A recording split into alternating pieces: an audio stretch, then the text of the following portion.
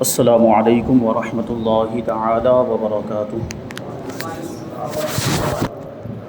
نحمده ونصلي ونسلم على رسوله الكريم اما بعد فاعوذ باللہ من الشیطان الرجیم بسم اللہ الرحمن الرحیم ان اللہ وملائکته یصلون علی النبی یا ایہا الذین آمنوا صلوا علیہ وسلموا تسلیما اللہم صل علی سیدنا ومولانا محمد معدن الجود والکرم وآلہ الکرام وابنہ الکریم وبارک وسلم صلاۃ وسلاما علیک یا رسول اللہ صلی اللہ تعالی علیہ وسلم۔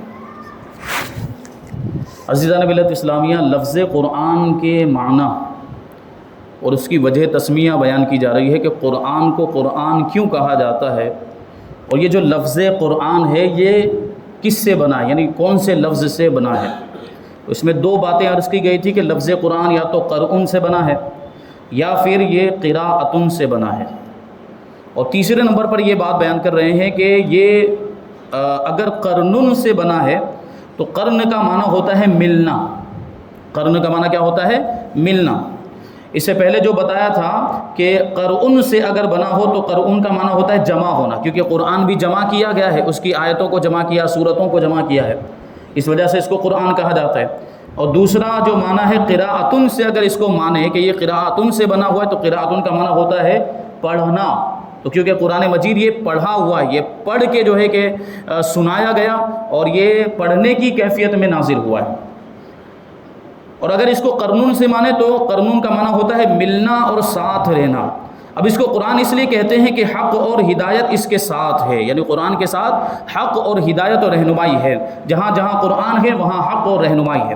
نیز اس کی صورتیں اور آیتیں ہر ایک بعض کے ساتھ ملی ہوئی ہیں، صورتیں اور آیتیں ملی ہوئی ہم دیکھتے ہیں قرآن مجید کے اندر، کوئی کسی کے مخالف نہیں، یعنی کوئی آیت کسی دوسری آیت کے مخالف نہیں ہے، اور کوئی صورت کسی دوسری صورت کے مخالف نہیں ہے۔ قرآن کی آیتیں اور صورتیں آپس میں اس طریقے سے ملی ہوئی ہیں۔ نیز اس میں عقائد اور اعمال میں اخلاق، سیاسیات، عبادات، معاملات تمام ایک ساتھ جمع، یعنی ساری چیزوں کا بیان قرآن مجید کے اندر موجود ہے۔ اس زندگی گزارنے کا طریقہ بھی بتایا گیا ہے، معاملات بھی بتائے گئے کہ لوگوں کے ساتھ کس طرح رہنا ہے، لوگوں کے ساتھ کیسے پیش آنا ہے، عبادت کے طریقے بھی بتائے گئے، عبادت کے احکام بھی اس میں نازل کیے گئے، یہاں تک کہ سیاسیات کے تعلق سے کہ دنیا میں رہنا ہے تو جو سیاست ضروری ہوتی ہے اس کے بھی احکام قرآن مجید کے اندر موجود ہیں۔ ساری چیزوں کو قرآن مجید کے اندر جمع کر دیا گیا ہے۔ نیز یہ مسلمان کے ہر وقت ساتھ رہتا ہے قرآن مجید، تو سچا مسلمان ہے وہ اپنے ساتھ ہمیشہ ہر وقت قرآن مجید کو ساتھ رکھتا ہے کہ نہیں رکھتا؟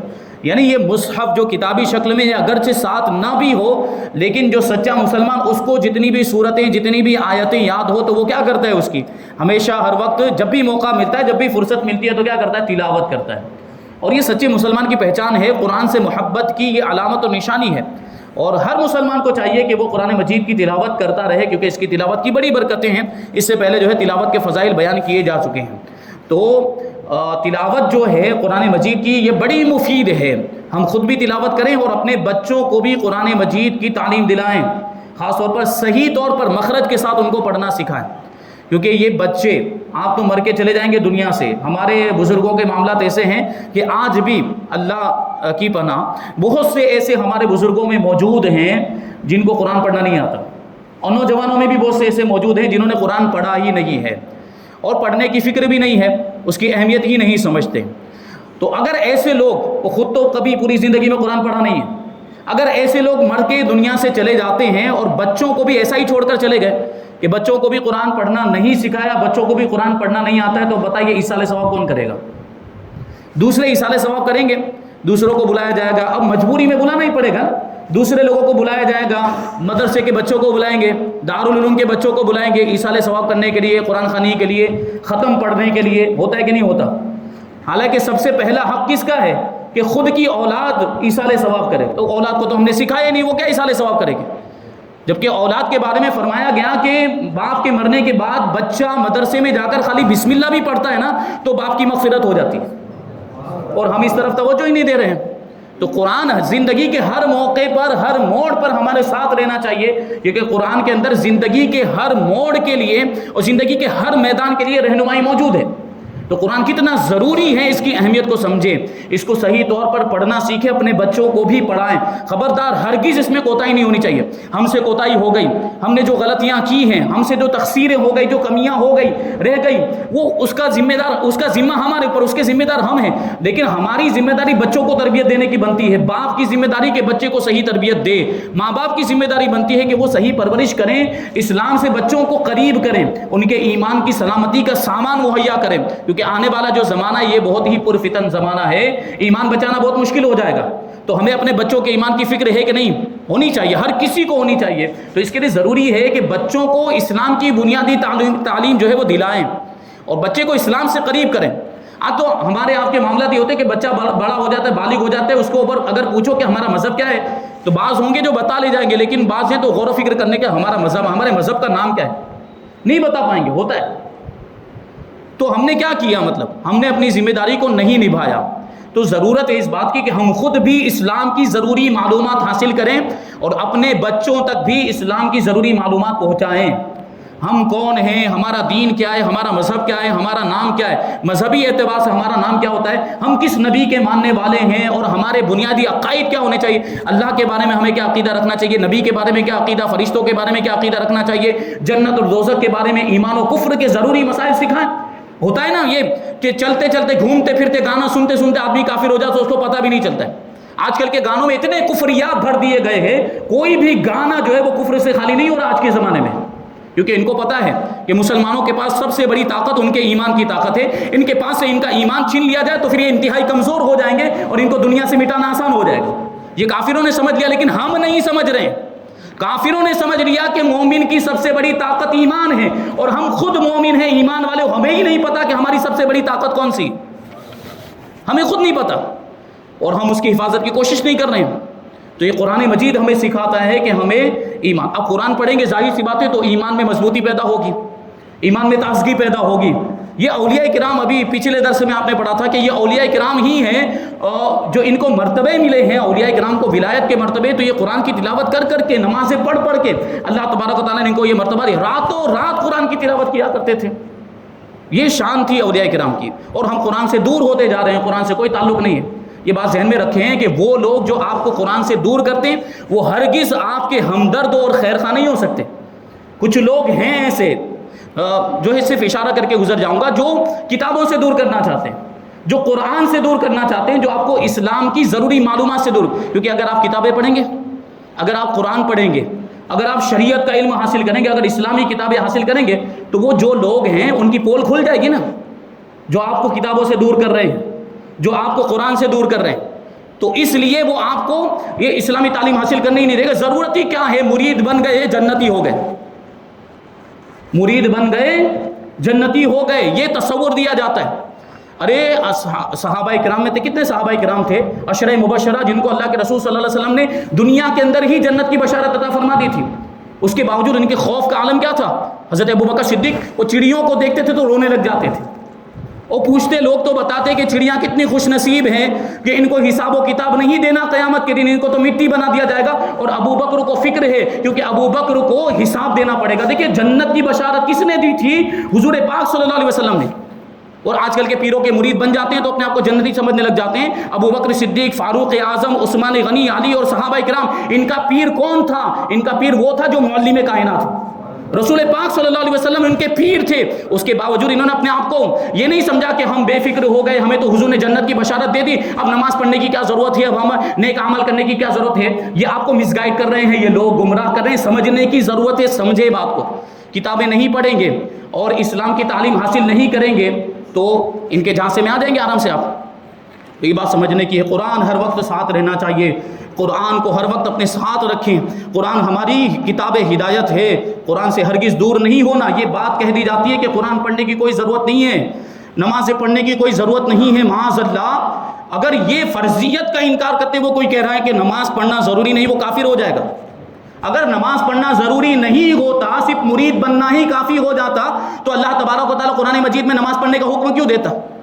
کتنے مقامات پر اقیم الصلاۃ آیا ہے؟ نہیں آیا۔ نماز قائم کرو، نماز قائم کرو، زکوٰۃ ادا کرو۔ اگر نماز پڑھنا ضروری نہیں ہوتا تو اللہ تبارک و تعالیٰ قرآن میں حکم کیوں دیتا؟ طریقت کے نام پر گمراہ کیا جاتا ہے. طریقت کا شریعت کے بغیر کوئی وجود ہی نہیں. جب تک شریعت نہیں وہاں تک طریقت نہیں. یہ بات ذہن میں رہنی چاہیے. تو قرآن ہر وقت ساتھ رہتا ہے، دل کے ساتھ رہتا ہے، خیال کے ساتھ رہتا ہے، ظاہری اعضاء کے ساتھ اور باطنی عضووں کے ساتھ دل میں بھی پہنچ جاتا ہے. اور اس کو یہ قرآن ہی جو ہے مسلمان کو مسلمان بناتا ہے. ہاتھ پاؤں ناک کان وغیرہ کو حرام کاموں سے روک کر حلال میں قرآن ہی نے تو مشغول کیا ہے. قرآن ہی تو ہمیں حلال روزی کمانے کا حکم دیتا ہے اور حرام سے بچنے کا حکم دیتا ہے. غرضے کے سر سے لے کر پاؤں تک کے ہر عضو پر قرآن نے اپنا رنگ جما دیا ہے. پھر زندگی میں ہر حالت میں ساتھ رہتا ہے. بچپن میں ساتھ، جوانی میں ساتھ، بڑھاپے میں ساتھ، پھر ہر جگہ ساتھ رہا. تخت پر بھی ساتھ، یعنی جب پیدا ہوا اس وقت بھی ساتھ. تختے پر بھی ساتھ، یعنی جب لیٹا دیا جائے گا مرنے کے بعد تختے پر، وہاں پر بھی قرآن ساتھ رہے گا. گھر میں بھی ساتھ، مسجد میں بھی ساتھ، آبادی میں بھی ساتھ، جنگل میں بھی ساتھ، سوتے میں جاگتے میں بھی ساتھ، مصیبت میں ساتھ، آرام میں ساتھ، سفر میں ساتھ، حضر میں ساتھ، یعنی سفر میں رہیں یا وطن میں رہیں، ہر موقع پر قرآن ہمارا ساتھ دیتا ہے. غرضے کے ہر حالت میں ساتھ. پھر مرتے وقت بھی ساتھ، کہ پڑھتے اور سنتے ہوئے مرتا ہے مردہ. اگر وہ قرآن پڑھا ہوا ہے تو خود تلاوت کرتا ہے، اور اگر قرآن پڑھا ہوا نہیں، یا جو ہے کہ وہ کیفیت ہے جو نزا کی کیفیت کے ابھی کچھ نہیں پڑھ پائے گا، تو اس کے سامنے ہم کیا کرتے ہیں؟ یاسین شریف کی تلاوت کرتے ہیں، سورہ رعد کی تلاوت کرتے ہیں کہ نہیں؟ پڑھنے والے بلائے جاتے ہیں، امام صاحب کو بلایا جاتا ہے، حافظ صاحب کو بلایا جاتا ہے، اور پھر وہ پڑھتے ہیں یاسین شریف، اس کو پڑھ کے سناتے ہیں، مردے کے سامنے بلند آواز سے پڑھی جاتی. تو وہاں بھی تو قرآن ساتھ ہے. پوری زندگی قرآن ساتھ رہتا ہے. قرآن سے ہم بے نیاز ہو ہی نہیں سکتے. قرآن کی ایسی ضرورت ہے ہماری زندگی کے اندر. قبر میں بھی ساتھ، جیسے میں نے ابھی بتایا کہ قرآن پڑھ کے گئے ہوں گے اور بچوں کو پڑھا کے گئے ہوں گے. بچے قرآن پڑھیں گے اور ایصال ثواب کریں گے تو اس کا فائدہ ہمیں قبر میں ملے گا. بعض صحابہ کرام قبر میں کس طرح ساتھ کے، بعض صحابہ کرام کو ان کی وفات کے بعد قبر میں بھی قرآن پڑھتے ہوئے سنا گیا. اللہ کے بعض ولیوں کے بارے میں بھی یہ ملتا ہے کہ وہ قبر میں بھی قرآن کی تلاوت کیا کرتے تھے، قبر میں بھی نمازیں پڑھا کرتے تھے، اور ان کی قبر سے خوشبو آیا کرتی. قرآن سے ایسی محبت. پوری زندگی تو قرآن پڑھتے رہے، پوری زندگی تو قرآن کی تلاوت کرتے رہے، نمازیں پڑھتے رہے. قبر میں جانے کے بعد بھی، حالانکہ قبر میں جانے کے بعد آدمی انسان شریعت کا مکلف نہیں رہتا، پھر نمازیں اس پر فرض نہیں رہتی. پھر بھی یہ اولیاء کرام ہیں، اللہ کے نیک بندے صحابہ کرام، ان کو قرآن سے ایسی محبت کہ قبر میں جانے کے بعد بھی قرآن کی تلاوت کرتے ہیں. یہ شان ہے. اور حشر میں بھی قرآن ساتھ میں رہے گا کہ گنہگاروں کو خدا سے بخشوائے گا. یہ قرآن شفاعت بھی کرے گا. ہم قرآن کی اگر تلاوت کریں گے اور اس کے حقوق کو ادا کریں گے جس طرح پڑھنے کا حق ہے، اس طریقے سے اگر ہم قرآن شریف کو پڑھیں گے تو یہی قرآن شریف قیامت کے دن ہمارے گناہوں کو بھی بخشوائے گا. یہ بات بھی ذہن میں رہنی چاہیے. حدیث شریف میں آیا کہ قرآن اور روزے، یہ دو چیزیں ایسی ہیں جو قرآن میں جو قیامت کے دن ہماری بخشش کروائیں گے، ہماری شفاعت کریں گے. تو حشر میں خدا سے بخشوائے. پل صراط پر نور بن کے مسلمان کے آگے آگے چلے. پل صراط کے بارے میں آپ نے سنا ہوگا کہ بال سے زیادہ باریک، تلوار سے زیادہ تیز، اور اندھیرا ہوگا بالکل. اور یہ پل صراط کس پر بنا؟ یہ جہنم کے اوپر بنا ہوا ہے. جو گنہگار یا جو کافر ہوں گے وہ تو کٹ کٹ کے جہنم میں گر جائیں گے، اور جو گنہگار لیکن مومن ہوں گے وہ بہت آہستہ آہستہ گزریں گے. بڑے معاملات ہوں گے، اندھیرا بھی ہوگا، اجالے کی سخت ضرورت ہوگی. وہاں پر یہ قرآن مجید اگر ہم نے اس کے حقوق کا ادا کیا ہوگا دنیا میں تو یہ قرآن مجید نور بن کے ہمارا ساتھ دے گا. وہاں پہ روشنی کا انتظام ہوگا قرآن کے ذریعے سے. پھر فرماتے ہیں کہ راستہ بھی دکھاتا ہے اور ہدایت رہنمائی بھی کرتا ہے. اور جب مسلمان جنت میں پہنچے گا تو فرمایا جائے گا کہ پڑھتا جا اور بڑھتا جا. یعنی جنت کے اندر قرآن پڑھنے والے کو، یہاں پہ دیکھیں وہاں پہ تو جنت کے اندر یہ کتابی شکل میں قرآن موجود نہیں ہوگا، یہ مصحف موجود نہیں ہوگا. وہاں زبانی پڑھنے کا حکم ہوگا. زبانی منہ پہ، ہم نہیں بولتے، منہ پہ پڑھنے کا حکم ہوگا. تو جس کو جتنا یاد ہوگا اتنا ہی پڑھ پائے گا. ہم نے دنیا میں جتنی آیتیں یاد کی ہوں گی، جتنی صورتیں یاد کی ہوں گی، اتنا ہی ہم جنت میں پڑھ پائیں گے، کیونکہ زبانی پڑھنے کا حکم ہے. دماغ سے یاد کیا ہوگا وہ پڑھنا ہے. تو ایسی صورت میں اب ہمیں غور کرنا ہے، کیونکہ حکم یہ ہوگا کہ پڑھتا چلا جا اور ہر آیت پر ایک درجہ تیرا بلند کر دیا جائے گا. جتنی آیتیں یاد ہوں گی اتنا اس کا مرتبہ بلند ہو جائے گا. اگر بہت ساری آیتیں یاد کی ہوں گی تو بہت سارے مرتبے ہمارے بلند ہو جائیں گے جنت کے اندر. اور جس نے پورا قرآن یاد کیا ہوگا، اگر کوئی حافظ قرآن ہوگا اور اس نے قرآن کی حفاظت بھی کی ہوگی، یعنی اس کو یاد رکھا بھی ہوگا، حافظ قرآن ہونے کے بعد، حفظ کرنے کے بعد اس کو یاد بھی رکھا ہوگا، تو وہ تو پورا قرآن پڑھے گا، تو پھر اس کا مرتبہ کتنا بلند ہوگا. یہ بھی تو غور کرنے کی بات ہے. تو حکم ہوگا کہ پڑھتا جا اور بڑھتا جا، ہر آیت پر ایک ایک درجہ یہ تلاوت کرنے والے کا بڑھا دیا جائے گا، غرض ہے کہ یہ مبارک چیز کبھی بھی ساتھ نہیں چھوڑتی قرآن مجید۔ اس کا دوسرا نام فرقان بھی ہے، یہ لفظ فرقن سے بنا ہے، اس کے معنی ہے فرق کرنے والی چیز۔ قرآن کو فرقان اس لیے کہتے ہیں کہ حق و باطل، جھوٹ اور سچ، مومن اور کافر میں فرق فرمانے والا ہے۔ قرآن بارش کی طرح ہے، دیکھو کسان زمین کے مختلف حصوں میں مختلف بیج بو کر چھپا دیتا ہے اور کسی کو پتہ نہیں لگتا کہ کہاں کون سا بیج بویا ہوا ہے، مگر بارش ہوتے ہی جہاں جو بیج دفن تھا وہاں سے وہی پودا نکل آتا ہے جو بارش زمین کے اندرونی تخم کو ظاہر کر دیتی ہے۔ یہ بارش کا معاملہ یہ کہ بیج کو زمین کے اندر ڈال کے رکھ دیا، اب اوپر سے دیکھے تو پتہ نہیں چلے گا کہ کون سے پودے کا بیج ڈالا گیا ہے، لیکن بارش ہوتی ہے اور بارش ہونے کے بعد جب اس میں سے پودا نکلتا ہے تو ہمیں پتہ چل جاتا ہے کہ کون سا بیج تھا اور یہ کون سے بیج سے یہ پودا نکلا ہے۔ تو کس نے یہ ظاہر کیا کہ بیج کون سا ڈالا گیا تھا؟ یہ بارش نے ظاہر کیا۔ تو قرآن مجید بھی بارش کی طرح ہے کہ مومن اور کافر کو ظاہر کر دیتا ہے، صدیق کو اور مکذب کو ظاہر کر دیتا ہے، بے دین کو اور دیندار کو ظاہر کر دیتا ہے۔ اسی طرح رب تعالیٰ نے اپنے بندوں کے سینوں میں ہدایت، گمراہی، سعادت، شقاوت یعنی نیک بختی اور بدبختی اور کفر و ایمان کے مختلف تخم یعنی بیج امانت کے طور پر رکھے ہیں۔ نزول قرآن سے پہلے سب یکساں معلوم ہوتے تھے، یعنی سارے انسان قرآن کے نازل ہونے سے پہلے برابر تھے، کسی کے بارے میں نہیں کہا جا سکتا تھا کہ اللہ تبارک و تعالیٰ نے اس کی قسمت میں ہدایت لکھی ہے اور اس کی قسمت میں گمراہی لکھی ہے، کسی کے بارے میں ہم نہیں کہہ سکتے تھے، لیکن قرآن نے آنے کے بعد سب کے درمیان فرق کر دیا۔ یعنی قرآن کو سننے کے بعد بعض وہ تھے جو ایمان لے آئے اور بعض وہ تھے قرآن سننے کے باوجود بھی وہ اپنے کفر پر ڈٹے رہے۔ دیکھیے صدیق و ابو جہل، فاروق اور ابو لہب میں فرق نظر نہیں آتا تھا، لیکن قرآن مجید نے نازل ہو کر کھرا اور کھوٹا یہ علیحدہ کر دیا، الگ الگ کر دیا۔ دیکھیے ابو جہل نے بھی تو یہی قرآن سنا تھا اور فاروق اعظم نے بھی یہی قرآن سنا تھا، لیکن فاروق اعظم نے جب قرآن سنا تو قرآن سن کر ان کے دل کی دنیا تبدیل ہو گئی، حضور کی بارگاہ میں حاضر ہو کے کلمہ پڑھ کے مسلمان ہو گئے۔ لیکن یہی ابو جہل قرآن پڑھتا تھا لیکن قرآن کی تلاوت پر پابندیاں لگاتا تھا۔ ابو جہل، حضرت ابوبکر صدیق رضی اللہ تعالیٰ عنہ نے قرآن سنا تو فوراً تصدیق کی تو ان کو لقب مل گیا صدیق، اور ابو جہل نے انکار کیا تو جہالت کا باپ بن گیا، جبکہ اس کا نام عمرو بن ہشام تھا۔ ابو جہل کا نام عمرو بن ہشام، لیکن اس کا کوئی اصلی نام جانتا ہے؟ ابو جہل یعنی جہالت والا، کیونکہ اس نے اسلام کا انکار کر دیا، اس نے قرآن کا انکار کر دیا۔ تو یہ دیکھیں قرآن جو ہے یہ حق اور باطل کے درمیان فرق کرنے والا ہے، کھرے اور کھوٹے کو الگ کر دینے والا۔ صدیق کا ایمان، زندیق کا کفر قرآن ہی نے ظاہر فرما دیا، لہٰذا اس کا نام فرقان ہوا، یعنی ان میں فرق ظاہر فرمانے والا۔ قرآن کے کل 32 نام ہیں جن کی تفسیر انشاءاللہ تبارک و تعالیٰ سورہ بقرہ میں جو ذالک الکتاب جو آیت کریمہ کا جو حصہ ہے اس میں انشاءاللہ تبارک و تعالیٰ اس کی یہ ناموں کی پوری تفصیل انشاءاللہ تبارک و تعالیٰ وہاں پہ بیان کی جائے گی۔ اب یہاں پہ آگے بتاتے ہیں نزول، جو ہم بار بار یہ لفظ سنتے ہیں نزول قرآن، نزول کا معنی ہوتا ہے نازل ہونا، اترنا۔ تو اس کے بارے میں بتائیں گے کہ نزول کا معنی ہوتا ہے اوپر سے نیچے اترنا، اور کلام میں اترنا، کلام میں نقل و حرکت نہیں ہو سکتی۔ جو کلام ہے، جو بات چیت ہم کرتے ہیں، تو یہ کلام اوپر سے نیچے آ سکتا ہے؟ یہ تو کوئی چیز نہیں ہے نا، جسم و جسامت والی کوئی چیز نہیں ہے جو اوپر سے نیچے آ سکے، ایک جگہ سے دوسری جگہ جا سکے، کلام کے اندر وہ صلاحیت نہیں ہے۔ تو اب یہاں اترنے کا معنی کیا ہوگا؟ کلام کو نازل کیا، کلام اترا، نیچے نازل ہوا، اوپر سے نیچے آیا، تو اس کا کیا مطلب ہے؟ لہٰذا اس کے اترنے اور نقل و حرکت کی 3 صورتیں ہو سکتی ہے قرآن کی۔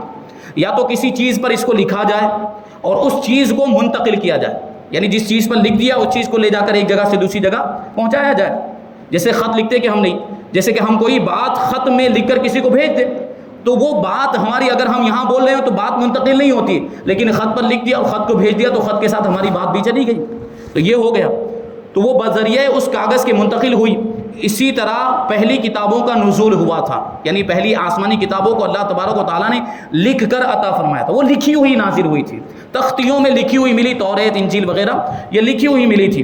یا کسی آدمی سے کوئی بات کہلا کر بھیج دی جائے، یعنی کبھی تو ایسا ہوتا ہے کہ خط لکھ دیتے ہیں ہم، اور خط لکھ کر وہ ہمارا جو مقصد ہوتا ہے، ہماری جو بات ہوتی ہے وہ روانہ کر دیتے ہیں۔ لیکن کبھی کیا ہوتا ہے کہ خط نہیں لکھتے بلکہ کسی آدمی کو بھیجتے ہیں کہ ہماری یہ بات ہے، یہ بات فلاں آدمی تک ہم کو پہنچانی، تم لے جاؤ ہماری یہ بات اور فلاں آدمی کو جا کر کہہ دینا۔ تو اس کو قاصد کہا جاتا ہے، جو ہماری بات کو لے جاتا ہے، جو ہماری بات کو پہنچاتا ہے اس کو کہتے ہیں قاصد۔ تو یہ بھی ایک ذریعہ ہوتا ہے. اور اس صورت میں حرکت کرنے والا وہ آدمی ہوگا جس کو ہم بھیجیں گے, وہ منتقل ہوگا ایک جگہ سے دوسری جگہ, وہ جائے گا, ہماری بات نہیں جا رہی اس کے ساتھ, وہ جا رہا ہے, اس کے ساتھ ہماری بات جا رہی ہے, اور وہ کلام اس کے ذریعے سے حرکت کرے گا. یا بغیر کسی واسطے کے سننے والے سے گفتگو کر لی جائے, ڈائریکٹ گفتگو کر لی جائے, ڈائریکٹ بات کر لی جائے. تو یہ تین جو ہے کہ صورتیں ہوں گی. ایک تو لکھ کر بھیج دیا جائے, تو اگلی کتابیں لکھ کر عطا کی گئی تھی. دوسری صورت یہ کہ کسی آدمی کو بھیج دیا جائے اور وہ جا کر ہماری بات پہنچا دے. اور تیسرا طریقہ یہ ہے, تیسری صورت یہ ہے کہ ڈائریکٹ جو دو لوگوں کے درمیان گفتگو ہو رہی ہے, بولنے والا اور سننے والا دونوں آپس میں گفتگو کر لیں, درمیان میں کوئی واسطہ اور کوئی ذریعہ نہ ہو. تو یہ تین طریقے ہوئے. قرآن کریم کا نزول ان پچھلے دو طریقوں سے ہوا ہے, جو دو طریقے بعد میں بیان کیے گئے. یعنی جبریل امین آتے تھے اور آ کر قرآن مجید سناتے تھے. یہ نزول بذریعہ قاصد ہوا کہ حضرت جبریل کیا ہوئے, قاصد, بات پہنچانے والے. اللہ تبارک و تعالیٰ کے احکامات, قرآن کی آیتیں, وحی الہی کو لے کر آتے تھے اور رسول پاک صلی اللہ علیہ وسلم کو سناتے تھے. تو حضرت جبریل کیا ہوئے, قاصد, بات کو پہنچانے والے. اور قرآن کریم کی بعض آیتیں معراج میں بھی بغیر واسطہ جبریل امین عطا فرمائی گئی. یعنی اللہ تبارک و تعالیٰ نے بلا واسطہ براہ راست بالمشافہ حضور پاک صلی اللہ علیہ وسلم کو معراج کی شب میں کچھ آیتیں عطا فرمائی. وہاں بیچ میں جبریل نہیں تھے. اللہ تبارک و تعالیٰ نے حضور پاک صلی اللہ علیہ وسلم نے آپس میں گفتگو کی, اور حضور پاک صلی اللہ علیہ وسلم نے براہ راست اللہ تبارک و تعالیٰ سے وہ آیتیں سنی معراج کی رات. جیسا کہ مشکات شریف باب المعراج میں ہے کہ سورہ بقرہ کی آخری آیتیں حضور علیہ الصلوۃ والسلام کو معراج میں عطا فرمائی گئی. لہٰذا قرآن پاک کا نزول یہ دوسری آسمانی کتابوں کے نزول سے زیادہ شاندار ہے کہ دوسری آسمانی کتابیں لکھی ہوئی آئی اور یہ بولا ہوا آیا. اور لکھنے اور بولنے میں بڑا فرق ہوتا ہے, لکھنے اور بولنے میں بڑا فرق. دیکھیے یہاں پہ آگے بھی تفصیل بیان کریں, لیکن اس کو مختصر بیان کے بات کو ختم کر دیتا ہوں انشاءاللہ. یہ آگے ہم آئندہ درس میں اس کو شامل کریں گے کہ لکھا ہوا اگر کوئی ہے تو اس کو ہم ایک ہی طرح پڑھتے ہیں, یا اس سے ہم ایک ہی جو کیا کہیں گے ایکسپریشن, ہم کسی بھی ایک ایکسپریشن کو ہم اس سے مراد لیں گے. یہ ہو سکتا ہے کہ اس طور پر یہ کہا گیا ہوگا اور اس سے یہ مراد لیا گیا ہوگا, جبکہ بولنے والا ایک ہی جملے کو مختلف طریقے سے بول سکتا ہے, اور اس سے ہم اندازہ لگا سکتے ہیں کہ بولنے والے کا مقصد کیا ہے. جیسے آگے ایک لفظ دیا ہے کہ کیا تو دہلی جائے گا, تو دہلی جائے گا. تو اب اس کے مختلف طریقے ہو سکتے ہیں. اگر سوال کرنے کے لیے تو اس کا انداز بولنے کا الگ ہوگا, تو دہلی جائے گا, یہ سوال کا انداز ہے. اور کبھی تعجب کرنے کے لیے ہم بولتے ہیں تو دہلی جائے گا, تو یہ تعجب. پھر کبھی کیا ہوتا ہے کہ ہم مذاق اڑانے کے تو دہلی جائے گا, تیری کیا اوقات, تو دہلی جائے گا. تو دیکھیے بولنے کے انداز سے کتنے معنی نکل گئے, اور لکھنے میں تو صرف سمپل ایک ہی طرح کا لکھا جاتا ہے. وہاں پر اس کے جو ایکسپریشنز ہیں یا جو ہے کہ اس کے انداز ہے وہ پتہ نہیں چلتے ہم کو. تو ہم یا تو کوئی بھی ایک معنی مراد لے لیں گے, ابھی آگے اس کی تفصیل آئے گی انشاءاللہ تبارک و تعالیٰ. تو یہیں پر گفتگو کو ختم کرتے ہیں. اللہ تبارک و تعالیٰ کی بارگاہ میں دعا ہے کہ جو کچھ بھی بیان ہوا اس پر ہم سب کو عمل کرنے کی توفیق عطا فرمائے, اور قرآن پاک کے نور سے ہم سب کے دلوں کو روشن اور منور فرمائے. وما علینا الا البلاغ. السلام علیکم.